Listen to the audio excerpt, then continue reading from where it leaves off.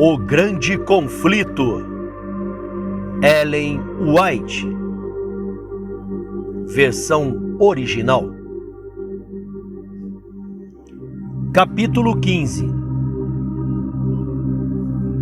A Bíblia e a Revolução Francesa.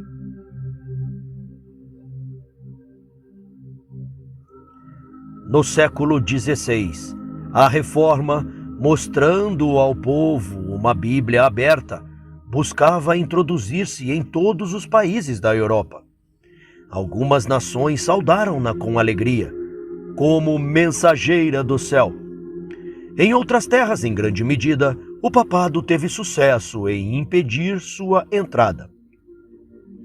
E a luz do conhecimento bíblico, com suas nobilitantes influências, foi quase eliminada totalmente. Em um certo país, embora a luz obtivesse entrada, não foi compreendida devido às densas trevas. Durante séculos, a verdade e o erro disputaram o domínio.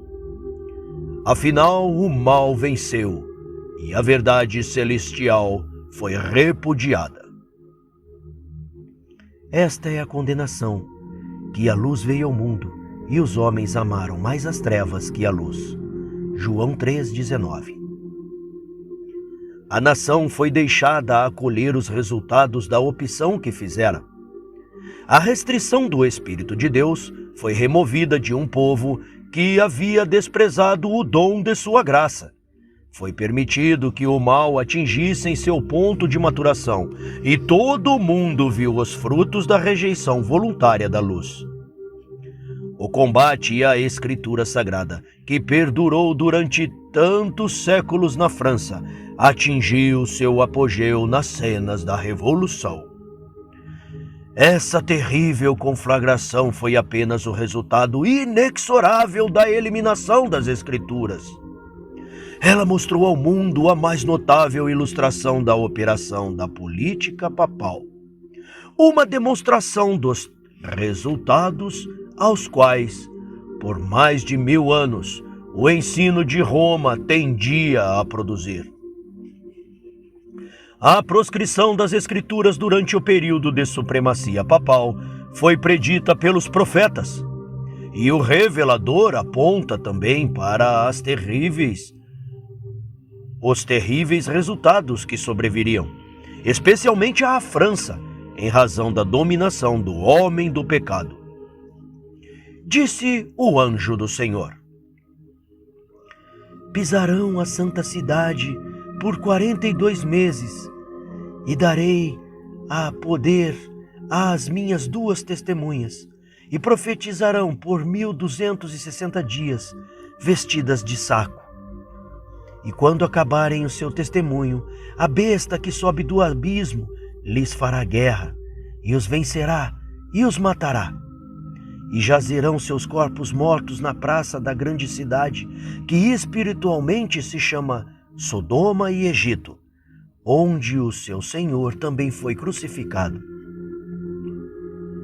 E os que habitam na terra se regozijarão sobre eles, e se alegrarão, e mandarão presentes uns aos outros, porquanto estes 2 profetas tinham atormentado os que habitavam sobre a terra. E depois daqueles 3 dias e meio, o Espírito de vida vindo de Deus entrou neles, e puseram-se sob os seus pés, e caiu grande temor sobre os que os viram. Apocalipse 11, versículos de 2 a 11. Os períodos aqui mencionados, 42 meses e 1260 dias, referem-se ao mesmo transcurso de tempo representado igualmente à era em que a Igreja de Cristo devia sofrer opressão de Roma. Os 1260 anos da supremacia papal começaram com o estabelecimento do papado em 538 d.C. e se encerrariam, por conseguinte, em 1798. Neste tempo, o exército francês invadiu Roma e fez o Papa prisioneiro, o qual morreu no exílio. Embora um novo Papa tenha sido eleito, logo em seguida, a hierarquia papal nunca pôde, desde então, exercer o poder que antes possuíra. A perseguição da Igreja não continuou através de todo o período dos 1260 anos. Deus, por misericórdia para com seu povo, encurtou o tempo de sua ardente prova, profetizando acerca da grande tribulação que deveria acometer a Igreja, disse o Salvador. Se aqueles dias não fossem abreviados, nenhuma carne se salvaria, mas por causa dos escolhidos, serão abreviados aqueles dias. Mateus 24, 22. Mediante a influência da Reforma, a perseguição chegou ao seu fim antes de 1798. Com referência às duas testemunhas, acrescenta o profeta: estas são duas oliveiras e dois castiçais que estão diante de Deus e de toda a terra.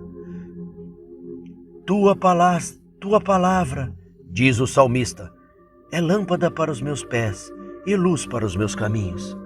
Apocalipse 11:4 e Salmo 119, 105. As duas testemunhas representam as escrituras do Antigo e Novo Testamentos. Ambos são importantes testemunhas da origem e perpetuidade da lei de Deus. Ambos são também testemunhas do plano de salvação. Os tipos, sacrifícios e profecias do Antigo Testamento apontam para um Salvador vindouro. Os evangelhos e as epístolas do Novo Testamento falam de um Salvador que veio da maneira exata, predita por tipo e profecia. Profetizarão por 1260 dias, vestidas de saco. Durante a maior parte desse período, as duas testemunhas de Deus permaneceram em estados de obscuridade. O poder papal procurava ocultar do povo a palavra da verdade e colocar diante dele testemunhas falsas para contradizer seu testemunho. Quando a Bíblia foi banida pela autoridade religiosa e secular, quando seu testemunho foi pervertido e feito todo o empenho por homens e demônios para inventar meios de desviar a mente dos homens do livro. Quando aqueles que se atreviam a proclamar suas sagradas verdades foram caçados, traídos, torturados, sepultados nas células das masmorras, martirizados por sua fé, ou compelidos a fugir para as fortalezas das montanhas e para as covas das cavernas da terra. Então as fiéis testemunhas profetizaram com pano de saco. Entretanto, elas continuam a dar seu testemunho através de todo o período de 1260 anos.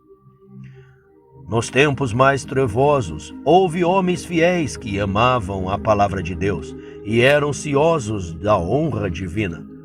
A esses fiéis servos foram dados a sabedoria, poder e autoridade para declarar sua verdade durante este tempo todo. Se alguém lhes quiser fazer mal, fogo sairá da sua boca e devorará os seus inimigos. E se alguém lhes quiser fazer mal, importa que assim seja morto. Apocalipse 11, 15. Os homens não poderão impunemente pisotear a palavra de Deus. O significado desta temível denúncia é apresentado no capítulo de encerramento do Apocalipse. Eu testifico a todo aquele que ouvir as palavras da profecia deste livro, que se alguém lhes acrescentar alguma coisa, Deus fará vir sobre ele as pragas que estão escritas neste livro. E se alguém tirar quaisquer palavras do livro desta profecia, Deus tirará a sua parte da árvore da vida e da cidade santa, que são escritas neste livro. Apocalipse 22, versículos 18 e 19. Tais são as advertências que Deus deu para impedir os homens de mudar qualquer modo que ele revelou ou ordenou. Essas solenes denúncias se aplicam a todos os que, por sua influência, conduzirem os homens a considerar com leviandade a lei de Deus. Elas deveriam produzir tremor naqueles que afirmam irreverentemente ser questão de somenos importância obedecer ou não à lei de Deus. Todos os que exaltam suas próprias opiniões acima da revelação divina, todos os que mudam o claro significado das Escrituras para amoldá-lo à sua própria conveniência ou para se conformarem com o mundo, estão tornando sobre si uma tremenda responsabilidade. A palavra escrita, a lei de Deus, mensurará o caráter de cada homem e condenará aqueles que afirmarem ser deficiente essa infalível prova. Quando estiverem acabando seu testemunho, o período em que as duas testemunhas deveriam profetizar, vestidas de saco, encerrou-se em 1798. Ao aproximar-se a finalização de sua obra na obscuridade, deveria ser movida contra elas uma guerra pelo poder representado como a besta que sobe do abismo. Em muitas das nações europeias, os poderes que dominavam a Igreja e o Estado foram por séculos controlados por Satanás, através do papado. Mas aqui, no entanto, é revelada uma nova manifestação do poder satânico. Foi a própria Roma, sob pressão de reverência para com a Bíblia, que conservou trancafiada numa língua desconhecida e escondida do povo.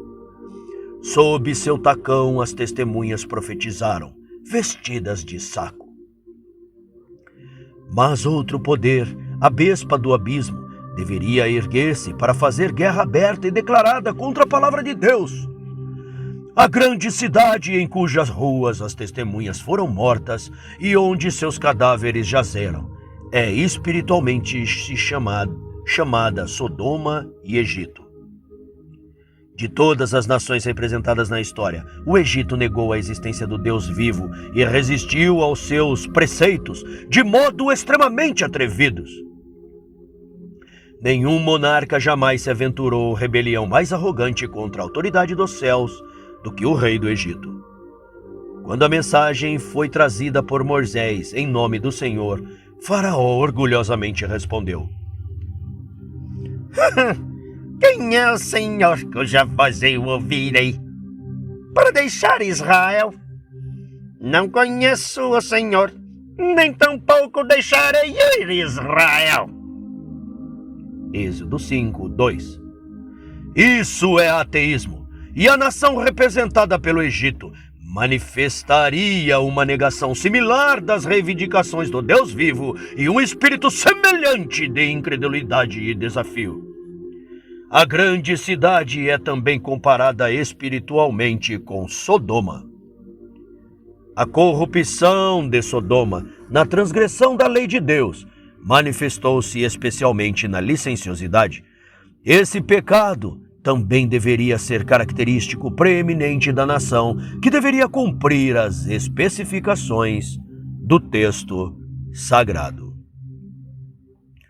De acordo com as palavras do profeta, um pouco antes do ano 1798, algum poder de origem e caráter satânico se levantaria para fazer guerra à Bíblia. E na terra em que o testemunho das duas testemunhas de Deus deveria assim ser silenciado, se manifestar o ateísmo de Faraó e licenciosidade de Roma. Essa profecia teve mais exato e impressionante cumprimento na história da França. Durante a Revolução, em 1793, o mundo pela primeira vez ouviu uma assembleia de homens, nascidos e educados na civilização e assumindo o direito de governar uma das maiores nações europeias, erguer sua voz em uníssono para negar as mais solentes verdades que a alma humana recebe e renunciar unanimemente à crença e culto à divindade. A França é a única nação do mundo concernente à qual é mantido um registro autêntico de que, como nação, ela ergueu sua mão aberta contra o autor do universo. Superabundância de blasfemos, números incontáveis de infiéis tem havido e ainda continua a haver na Inglaterra, na Alemanha, na Espanha e em outras terras. Mas a França se destaca na história universal como o único estado que, por decreto da Assembleia Legislativa, declarou não haver Deus. E na qual toda a população de sua capital e uma vasta maioria de outros lugares, tanto mulheres como homens, dançaram e cantaram com alegrias ao ouvirem essa infame declaração. A França também apresentou características que mais especialmente distinguiam Sodoma. Durante a Revolução, houve um manifesto estado de degradação moral e corrupção, semelhante ao que trouxe destruição às cidades da planície. E o historiador apresenta juntamente o ateísmo e a licenciosidade da França, consoante a revelação da profecia. Intimamente conectada a essas leis, que dizem respeito à religião, estava a que reduzia a união do casamento, o mais separado envolvimento que os seres humanos podiam formar e cuja perdurabilidade resulta mais fortemente a consolidação da sociedade, ao estado de mero contrato civil de caráter transitório, no qual qualquer uma das duas pessoas poderia enganjar-se e desfazer a seu gosto. Se os demônios se houvessem empenhado em descobrir um modo mais eficiente de destruir o que quer que seja venerável, gracioso ou plenamente permanente na vida doméstica, e de poder ao mesmo tempo a certeza de que o dano que era seu objetivo criar se perpetuasse de uma geração a outra, não poderia ter inventado o plano mais eficiente do que a degradação do casamento. Sophie Arnaud, uma atriz famosa pelos ditosos chistosos, que descreveu o casamento republicano como sendo o sacramento do adultério. Onde o seu Senhor também foi crucificado. Essa especificação profética também foi cumprida pela França. Em nenhum outro país o espírito de inimizade contra Cristo foi mais ostensivamente manifestado. Em nenhum país a verdade encontrou mais amarga e feroz oposição na perseguição que a França moveu aos que professavam o Evangelho. Ela crucificou a Cristo na pessoa de seus discípulos. Século após século, o sangue dos santos foram derramado.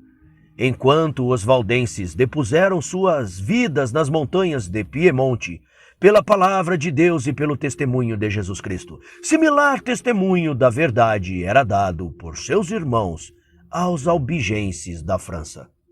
Nos dias da Reforma, seus discípulos foram mortos com horríveis torturas. Reis e nobres, senhoras de alto nascimento e delicadas donzelas. O orgulho e a nobreza da nação haviam regalado seus olhos com as agonias dos mártires de Jesus. Os bravos huguenotes, batalhando por aqueles direitos que o coração humano considera os mais sagrados, haviam derramado seu sangue em muitos e cruentos campos de guerra. Os protestantes eram considerados como foras da lei e suas cabeças estavam a prêmio. Eram caçados como bestas selvagens. A Igreja do Deserto. Os poucos descendentes dos antigos cristãos que sobreviviam na França do século XVIII, ocultando-se das montanhas do sul, acatelavam ainda a fé de seus pais, arriscando-se a se reunir às noites nas encostas das montanhas ou nas solitárias charnecas. Eram caçados pelos soldados de cavalaria e arrastados para a escravidão perpétua nas galés. Os mais puros, cultos e inteligentes dentre os franceses foram acorrentados com horríveis torturas em meio a ladrões e assassinos. Outros, tratados com mais misericórdia, eram fuzilados a sangue frio, caindo de joelhos e em oração, indefesos e abandonados. Centenas de homens idosos, indefesas mulheres e inocentes crianças eram mortos e deixados insepultos sobre a terra, exatamente no lugar onde se reuniam. Cruzando-se os flancos das montanhas ou a floresta, onde estavam acostumados a se reunir, não era raro encontrarem-se a cada passo cadáveres espalhados pela relva, ou a pender das árvores. Seus campos, arruinados pela espada, o machado e incêndios, convertem-se em vasto e sombrio. Estas atrocidades não foram cometidas durante a Idade Escura, mas em plena e brilhante era, quando a ciência era cultivada e letras floresciam, quando os clérigos da corte da capital eram homens letrados e eloquentes, que ostentavam grandemente as graças da mansidão e da caridade. O mais hediondo, porém, do negro catálogo de crimes, a mais horrível entre as nações demoníacas de todos os aterrorizantes séculos, foi o massacre de São Bartolomeu. O mundo ainda se recorda, trêmulo de horror, as cenas daquele extremamente covarde e cruelíssimo ataque. O rei da França, persuadido pelos sacerdotes e prelados romanos, deu sua sanção à terrível obra. O grande sino do palácio, soando às horas mortas da noite, foi o sinal para o massacre. Milhares de protestantes que dormiam tranquilamente em suas casas, confiando na honra comprometida de seu rei, foram arrastados para fora sem aviso prévio e assassinados a sangue frio. Satanás, na pessoa dos fanáticos romanos, estavam no comando, assim como Cristo foi o líder invisível de seu povo na libertação da servidão egípcia. Assim, Satanás foi o chefe invisível de seus súditos nessa sinistra obra de multiplicar os mártires. Durante 7 dias, o massacre teve continuamente em Paris. Os primeiros 3 de ferocidade inconcebível, e a carnificina não se limitou apenas à cidade, mas por ordem especial do rei estendeu-se a todas as províncias e cidades onde haviam protestantes. Nem idade nem sexo eram respeitados, nem inocente criancinha, nem tampouco homem encanecido. Nobres e camponeses, velhos e jovens, mães e filhos, eram juntamente exterminados. A carnificina durou por 2 meses em toda a França. 70.000 da fina flor da geração pereceram. O Papa Gregório XIII recebeu as novas do destino dos huguenotes com incontida alegria. O desejo de seu coração foi gratificado, e Carlos IX era agora o seu filho favorito. Roma exultava de júbilo. Os canhões do castelo de Santo Ângelo troaram em festiva saudação. Os sinos bimbalhavam em cada torre. Fogueiras brilhavam durante toda a noite. E Gregório, assistindo por seus cardeais e sacerdotes, seguiu em magnificente procissão até a igreja de São Luís, onde o cardeal de Lorena cantou o Te Deum. O clamor das multidões agonizantes era uma suave harmonia para a corte de Roma. Uma medalha foi cunhada para comemorar o glorioso massacre. Foi pintado um quadro que ainda existe no Vaticano, representando os principais acontecimentos de São Bartolomeu. O Papa, ansioso por mostrar sua gratidão a Carlos por sua obediente conduta, enviou-lhe a rosa de ouro. E dos púlpitos de Roma, eloquentes pregadores louvaram a Carlos, a Catarina e aos líderes militares como os novos fundadores da Igreja Papal. O mesmo espírito diabólico que incitou o massacre de São Bartolomeu dirigiu também as cenas da Revolução, Jesus Cristo foi declarado como sendo um impostor, e o grito zombeteiro dos incrédulos franceses era: esmagai o miserável! Significando Cristo. A blasfêmia que afrontava o céu e a abominável impiedade estava de mãos dadas. E o mais baixo dentre os homens, os mais desprezíveis monstros de crueldade e vício, eram os mais altamente exaltados. Em tudo isso era prestada suprema homenagem a Satanás, enquanto Cristo, em suas características de verdade, pureza e amor abnegado, era crucificado. A besta que sobe do abismo lhes fará guerra, e os vencerá e os matará. O poder ateísta que governou na França durante a Revolução Francesa e o reinado do terror travou tal guerra contra Deus e sua santa palavra como nunca se testemunhou em todo o mundo. A palavra de Deus foi proibida pela Assembleia Nacional. Bíblias eram recolhidas e publicamente queimadas em meio a todas as possíveis e imagináveis manifestações de escárnio. A lei de Deus era calcada aos pés. As instituições bíblicas foram abolidas. O dia de repouso semanal foi posto de lado. E em seu lugar, cada 10º dia era dedicado à folia e à blasfêmia. O batismo e a comunhão foram proibidos. Foram afixados anúncios bem visíveis nos cemitérios, declarando que a morte era um sono eterno. Dizia-se que o temor de Deus estava muito longe de ser o princípio da sabedoria, mas que ele era o princípio da estupidez. Todos os cultos religiosos foram proibidos, exceto o da liberdade e do país. O bispo constitucional de Paris foi forçado a desempenhar o papel principal na mais impudente e escandalosa farsa jamais encenada diante de uma representação nacional. Foi ele apresentado em plena procissão e compelido a declarar à convenção que ele ensinara durante tantos anos era, em todos os respeitos, um estratagema padresco, desprovido de fundamento tanto na história como na verdade sagrada. Regenerou em solenes e explícitos termos a existência da divindade, a culto a ela. E culto a ela fora dedicado, e se dedicou depois a prestar homenagem à liberdade, à igualdade, virtude e moralidade.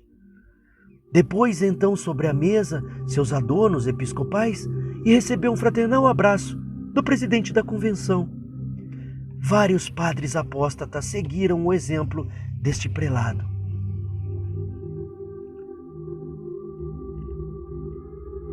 E os que habitam a terra se regozijarão sobre eles e se alegrarão, e mandarão presentes uns aos outros, porquanto estes 2 profetas tinham atormentado os que habitam na terra. A França pagã silenciara a voz reprovadora das 2 testemunhas de Deus. A palavra da verdade jazeu mortas em suas ruas, e aqueles que odiavam as restrições e reclamos da lei de Deus estavam exultantes. Os homens desafiavam publicamente o Rei dos Céus, como os pecadores da antiguidade chamavam e clamavam. Como sabe Deus? Ou há conhecimento no Altíssimo? Salmo 73, 11.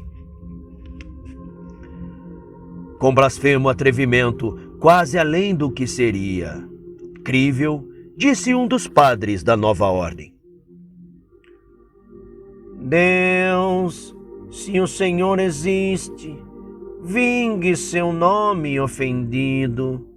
Eu o desafio. O Senhor permanece em silêncio. Não ousa lançar seus trovões? Quem, depois disso, crerá na sua existência? Que eco exato é essa pergunta de Faraó? Quem é o Senhor para que eu obedeça a sua voz? Não conheço o Senhor.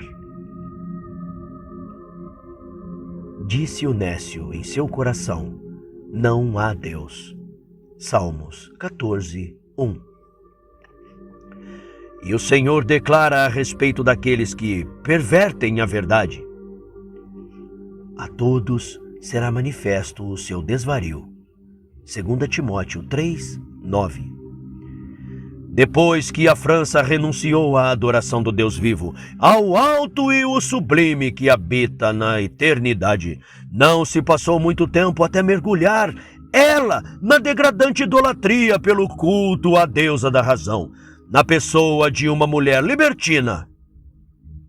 E isso na Assembleia Representativa da Nação e em presença de suas mais altas autoridades civis e legislativas. Diz o historiador: uma das cerimônias desse tempo, desvairado, permanece sem rival por sua absurdidade combinada com impiedade. As portas da convenção foram abertas para uma banda de música, seguida dos membros do corpo municipal, os quais entraram em solene procissão cantando um hino de louvor à liberdade e escoltando, como o objetivo de sua futura adoração, uma mulher trajada com um véu, a quem denominaram a deusa da razão. Levada diante das autoridades, foi-lhe tirado o véu com grande cerimônia e colocaram ao lado direito do presidente, ocasião em que foi reconhecida como uma dançarina de ópera. E essa pessoa, com mais lídima representante da razão a que adoravam, a Convenção Nacional da França rendeu sua homenagem pública. Essa ímpia e ridícula encenação foi transformada em moda, e a investidura da deusa da razão foi repetida e imitada em todo o país, nos lugares em que os habitantes desejavam estar à altura da revolução. Diz o orador que apresentou o culto da razão: o fanatismo legislativo perdeu sua influência e foi substituído pela razão. Nós abandonamos os seus templos. Esses foram reformados. Hoje, a imensa multidão acha-se reunida sob a cobertura gótica, a qual pela primeira vez ecoará a voz da liberdade. Ali, os franceses celebrarão o verdadeiro culto, o da liberdade e da razão. Ali apresentaremos os votos de prosperidades ao exército da República. Ali abandonaremos o culto aos ídolos inanimados para seguir a razão. Esta imagem animada, a obra-prima da criação. Quanto à deusa apresentada à convenção, o orador tomou-a pela mão e, voltando-se à Assembleia, disse: mortais! Cessem de tremer diante dos inofensivos trovões de um Deus que seus próprios temores criaram. Não reconheçam daqui por diante outra divindade que não seja a razão. Eu lhes ofereço sua mais nobre e pura imagem. Se vocês necessitarem de ídolos, sacrifiquem apenas aos que forem como esse. Caia diante do augusto Senado da Liberdade o véu da razão. A deusa, após ter sido abraçada pelo presidente, foi posta num magnificente carro e conduzida, em meio a uma imensa multidão, à Catedral de Notre-Dame, para tomar o lugar da divindade. Ali foi ela erguida no altar-mor e recebeu a adoração de todos os presentes. A isso se seguiu, não por muito tempo depois, a queima pública da Bíblia. E a Sociedade Popular do Museu adentrou ao salão da municipalidade, exclamando: Vive la razão! E carregando no cimo de uma vara os restos, meio queimados de vários livros, entre os quais edições condenadas do Velho Testamento e do Novo Testamento, os quais espiaram em um grande fogo, como diz o presidente, todas as tolices que tinham feito a raça humana cometer. Foi o papado que dera início à obra que o ateísmo estava agora completando. A política de Roma havia criado aquelas condições sociais, políticas e religiosas que estavam levando celeremente a França à ruína. Um escritor, falando dos horrores da Revolução, disse: "Esses excessos são, em verdade, devem ser atribuídos ao trono da Igreja. Com estrita justiça, eles devem ser imputados à Igreja." Nota do narrador. Cientifico aqui, pessoal, a ausência do nome dos citados nos textos lidos. Quando se cita um narrador disse, e não se cita qual o narrador ou onde está o que está narrado, você não tem a fonte. Mas isso é algo frequente no livro de Ellen White. As fontes não são citadas, ok? O pensamento do narrador não necessariamente corresponde ao da obra citada. Porém, a leitura da obra citada nos dará o contexto ao qual a escritora vivia e como pensavam pessoas ao seu entorno da mesma fé. E nos dá um material didático importante para reestruturarmos e compreendermos o processo da cristianização, seja católico, seja protestante, da nossa era contemporânea. Fim da nota do narrador.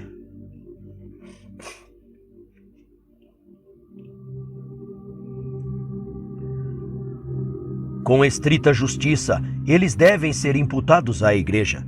O papado envenenara a mente dos reis contra a reforma, como inimiga da coroa e um elemento de discórdia que seria fatal à paz e à harmonia da nação.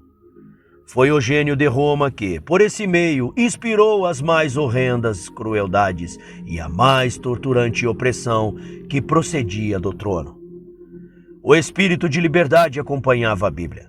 Onde quer que o evangelho era recebido, as mentes das pessoas eram despertadas. Elas começavam a despedaçar as algemas que os haviam mantido como escravos da ignorância, do vício e da superstição. Começavam a pensar e agir como homens. Os monarcas, vendo isso, tremeram e temeram em virtude do seu próprio despotismo. Roma não se demorou a inflamar os zelosos temores dos soberanos. O Papa disse ao regente da França em 1525: "Essa mania, o protestantismo, não somente destruirá a religião, mas juntamente a todos os principados, a nobreza, as leis, ordens e classes."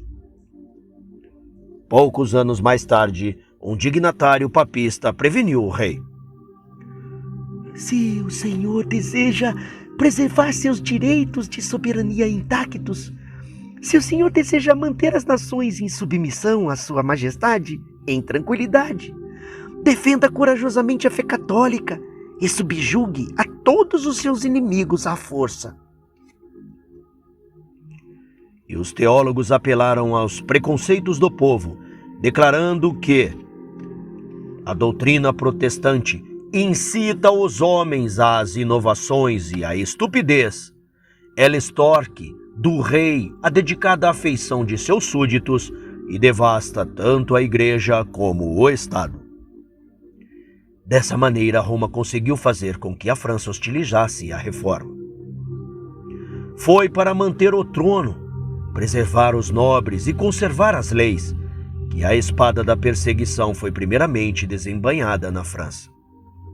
Os governantes da nação mal previram os resultados dessa funesta política. O ensino da Escritura Sagrada teria implantado nas mentes e corações do povo os princípios da justiça, temperança, verdade, equidade e benevolência, que são a própria pedra de esquina da prosperidade da nação. A justiça exalta as nações.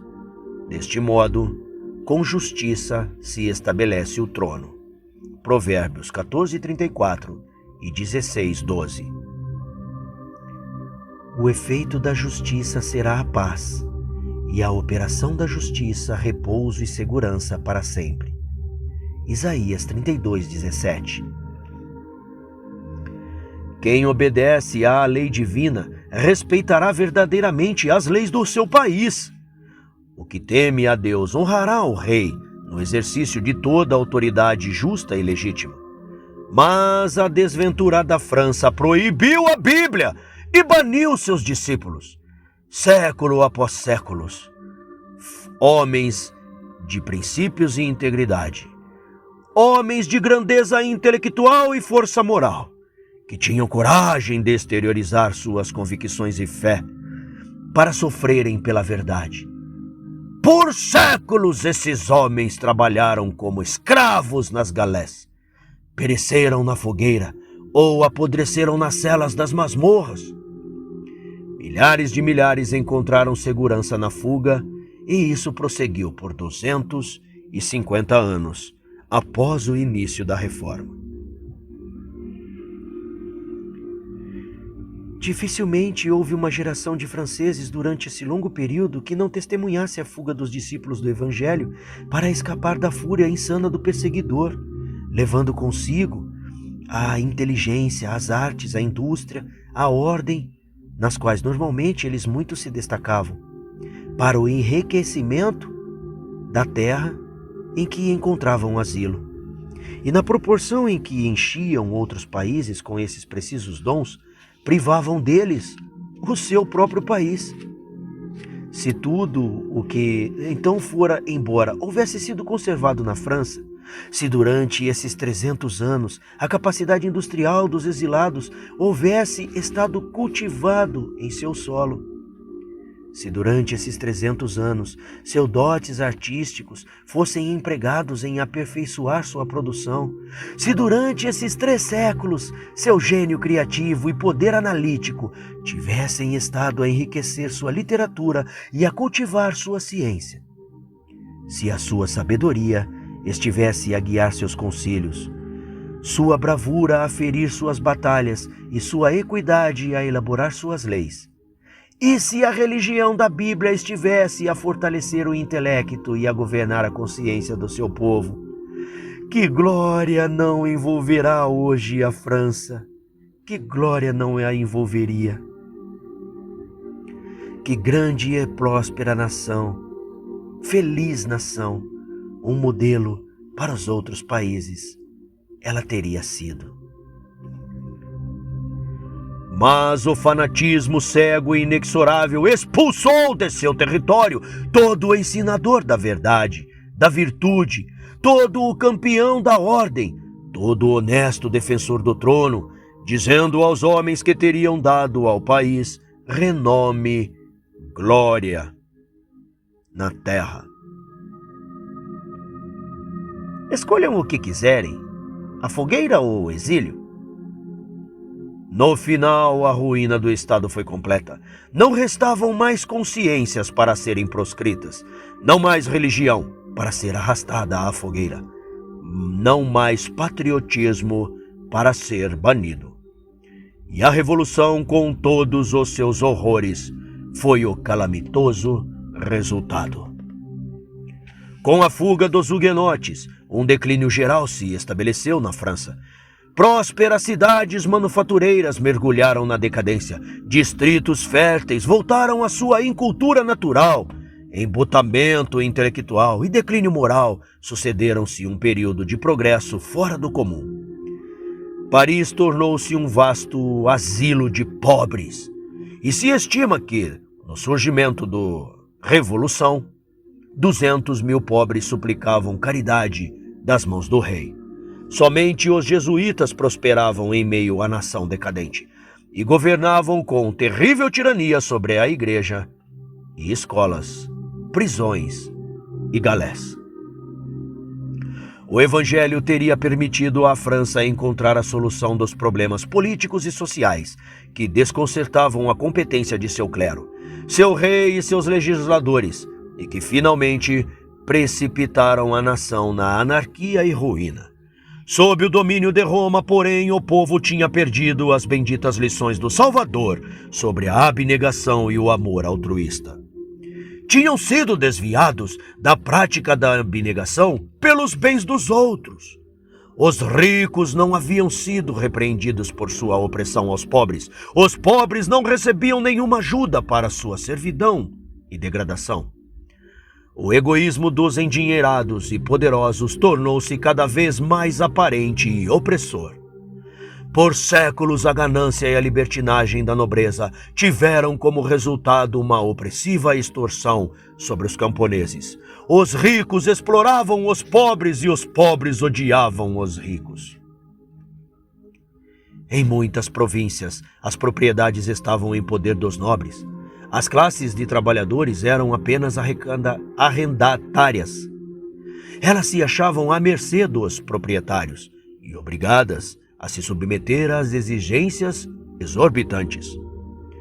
O encargo de sustentar tanto a igreja quanto o Estado estava na costa das classes média e baixa, que eram pesadamente taxadas pelas autoridades civis e pelo clero. O prazer dos nobres era considerado lei suprema. Os lavradores e camponeses podiam passar fome sem seus opressores se preocuparem com isso. O povo era compelido a cada vez consultar o interesse exclusivo do proprietário. A vida dos trabalhadores agrícolas era de trabalho incessante e de miséria sem alívio. Suas queixas, se ousassem reclamar, eram tratadas com insolente descaso. As cortes de justiça ouviam sempre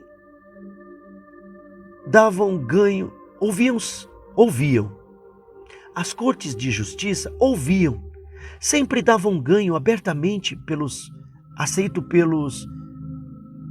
Perdão, tá?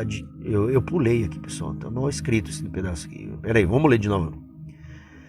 As cortes de justiça ouviam, sempre davam ganho de causa ao nobre, de preferência ao camponês. O suborno era abertamente aceito e o menor capricho da aristocracia tinha força de lei em virtude deste sistema universal de corrupção.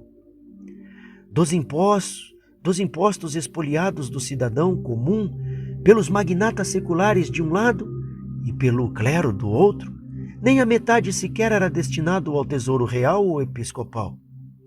E o restante era malbaratado em devassidão moral.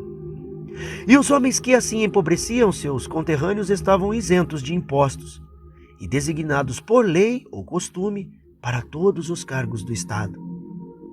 As classes privilegiadas contavam cerca de 150.000 indivíduos, e para sua satisfação, milhões estavam condenados a levar uma vida de degradação e desesperança. A corte estava rendida à luxúria e à libertinagem.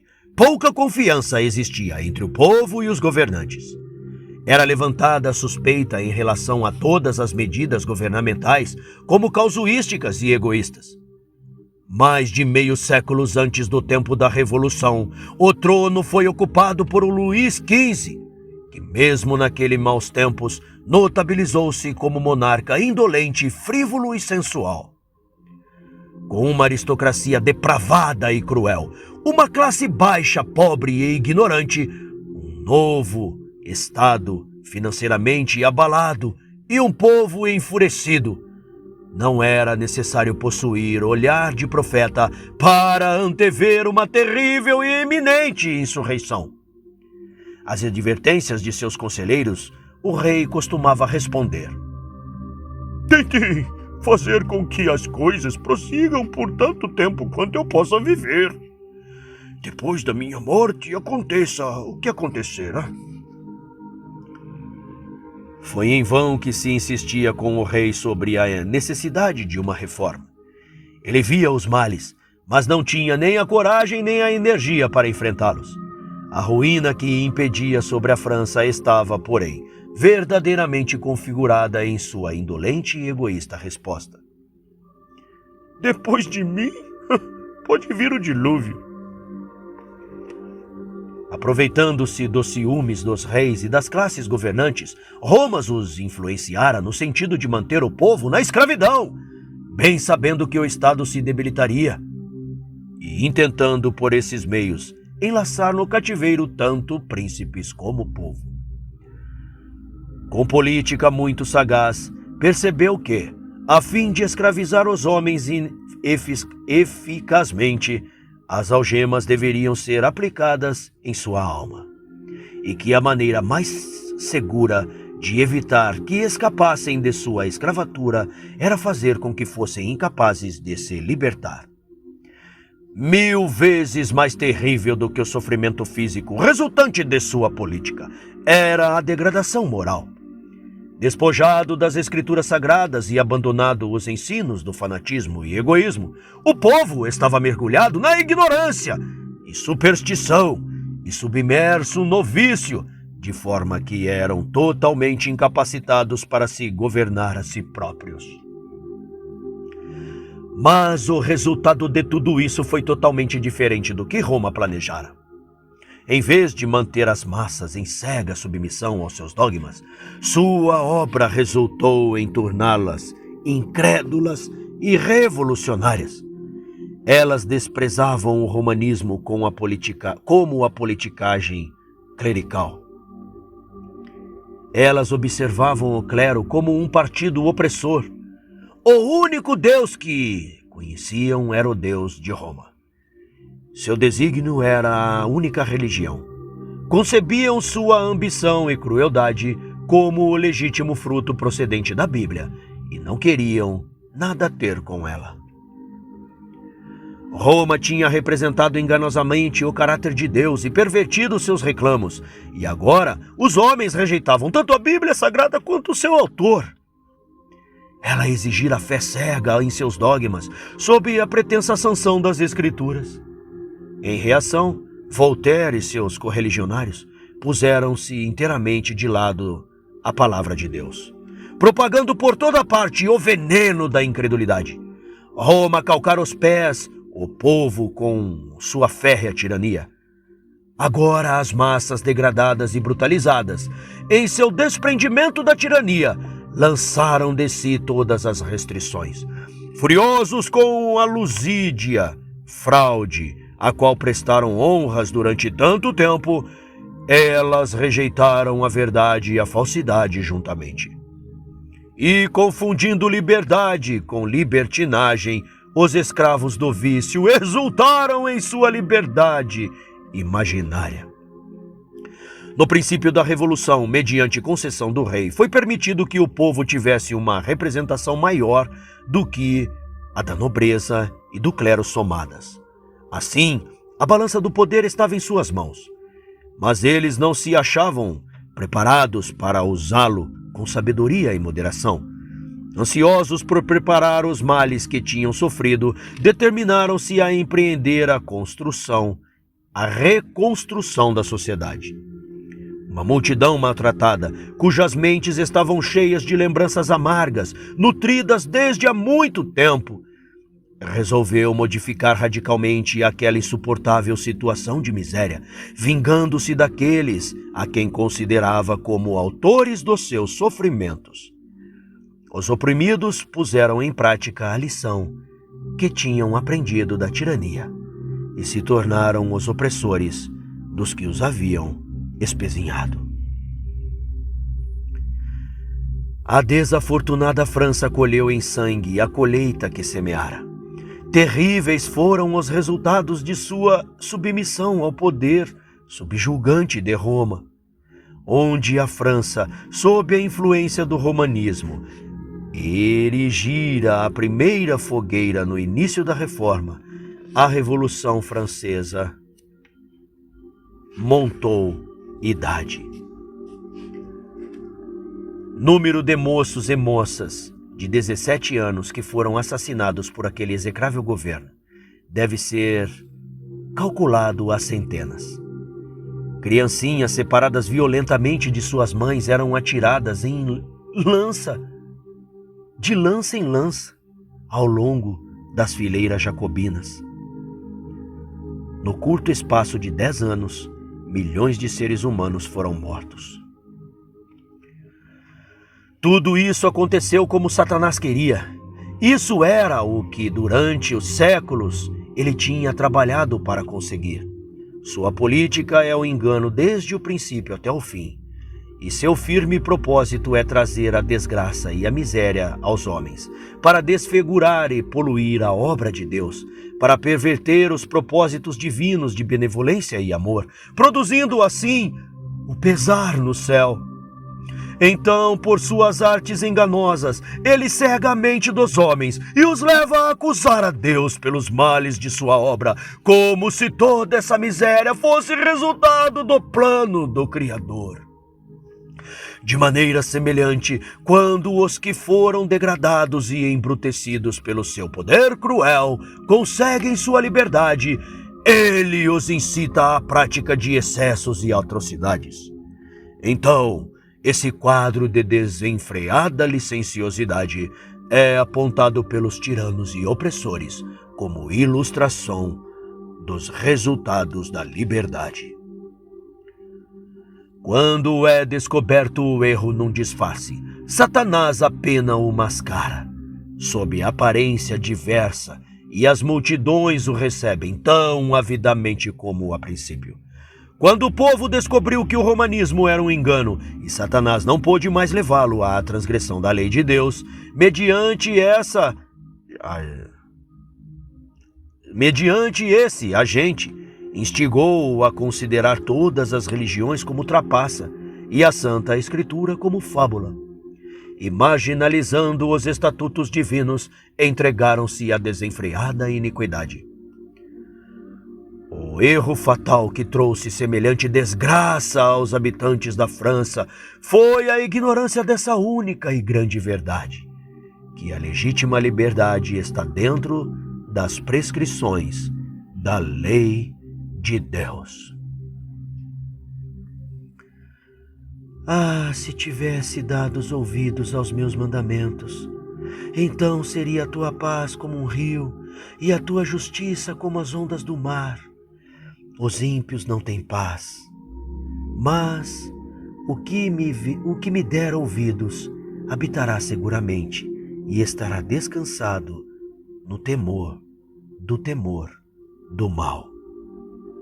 Isaías 48, 18 e 22, Provérbios 1, 33. Ateus, incrédulos e apóstatas opõem-se à lei de Deus e a acusam.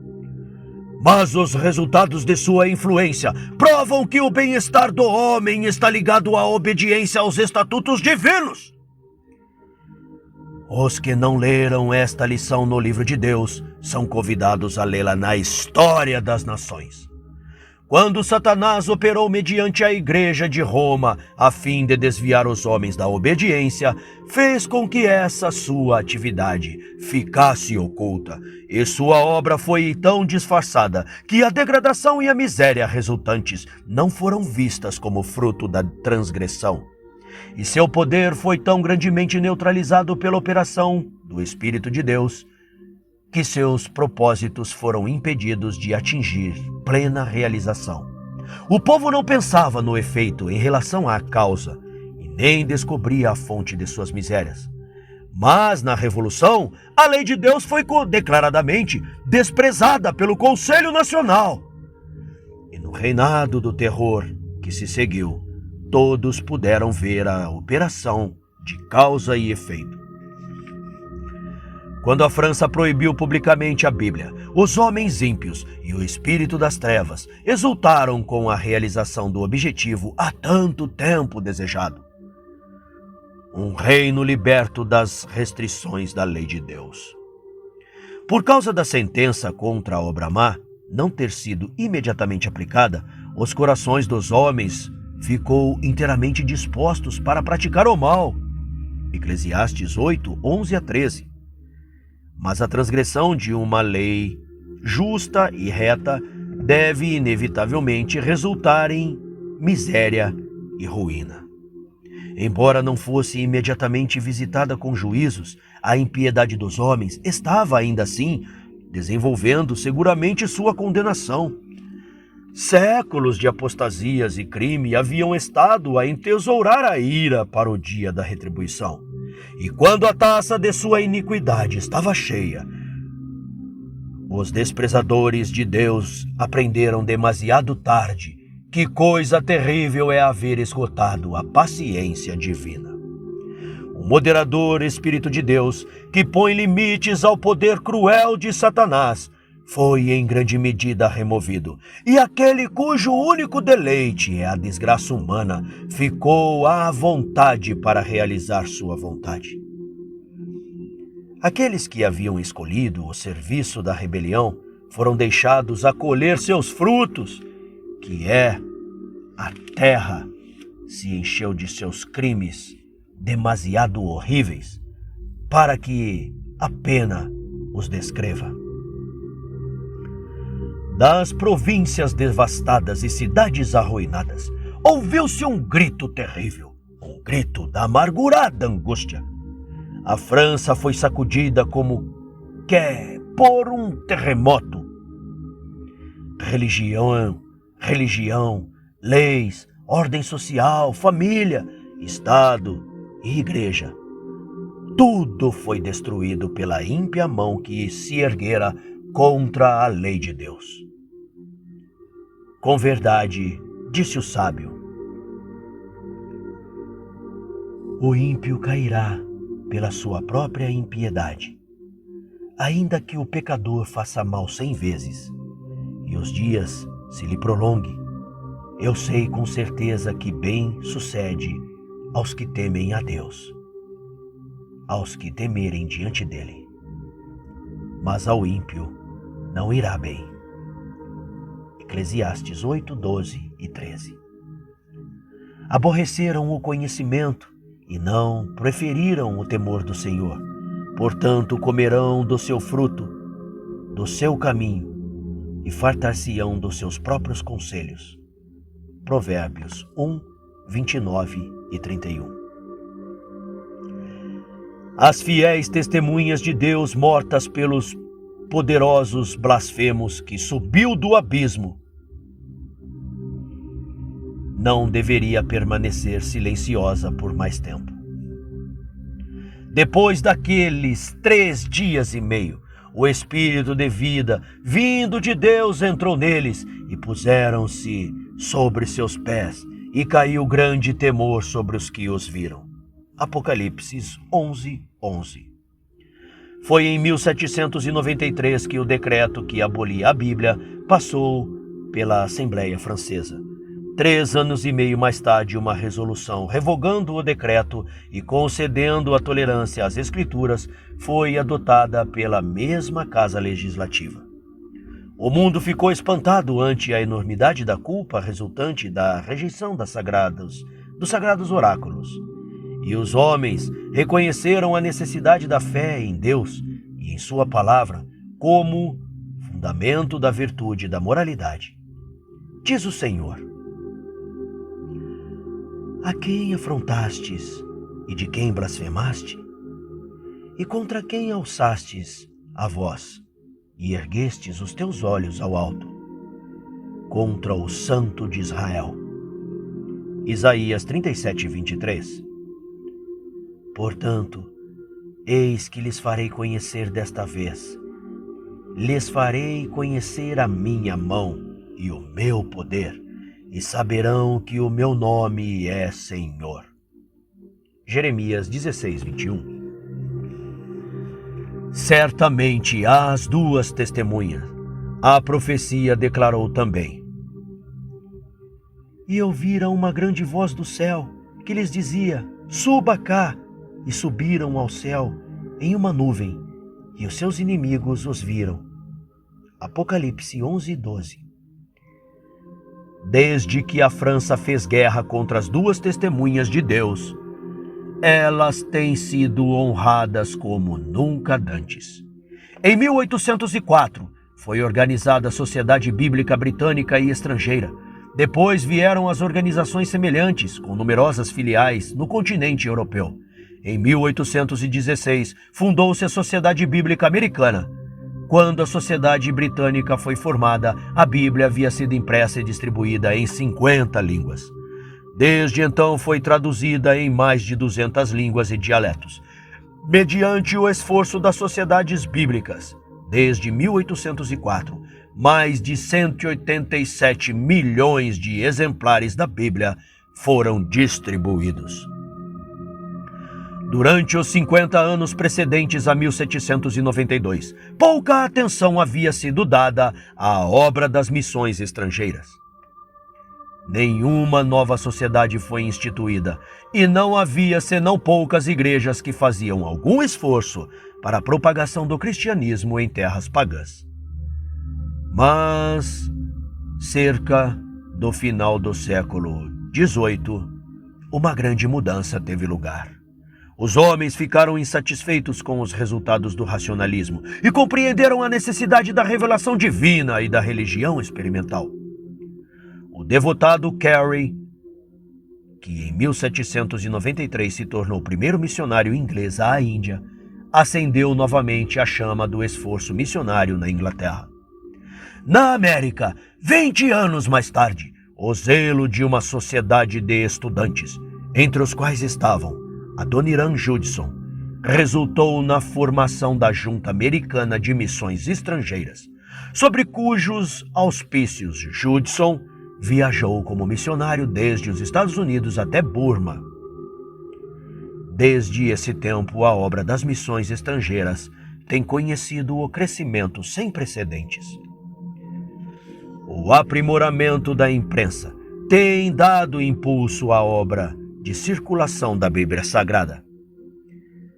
As crescentes facilidades de comunicação entre os diferentes países, o rompimento de antigas barreiras de preconceitos e exclusivismos nacional e a perda do poder secular pelo Pontífice de Roma têm aberto caminho para a entrada da Palavra de Deus.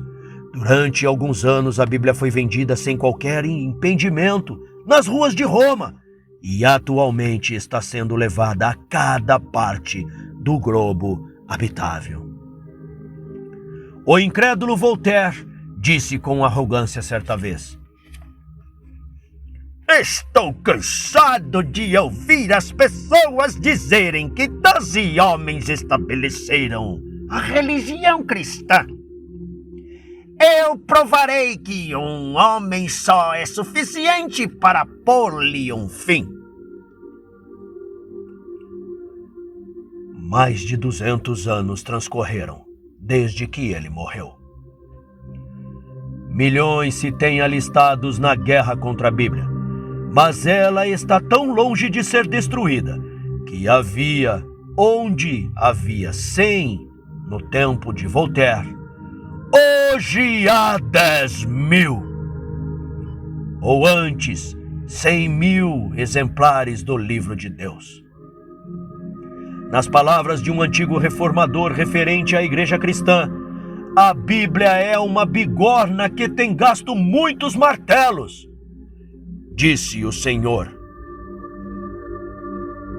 Toda ferramenta preparada contra ti não prosperará, e toda língua que se levantar contra ti em juízo, tu a condenarás. Isaías 54:17. A palavra do nosso Deus subsiste eternamente. Fiéis são todos os seus mandamentos. Permanecem firmes para todo sempre. São feitos em verdade e em retidão. Isaías 40:8. Salmos 111, 7 e 8. O que quer que for construído sobre a autoridade do homem será derribado. Mas aquilo que estiver alicerçado na rocha da imutável palavra de Deus, permanecerá para sempre.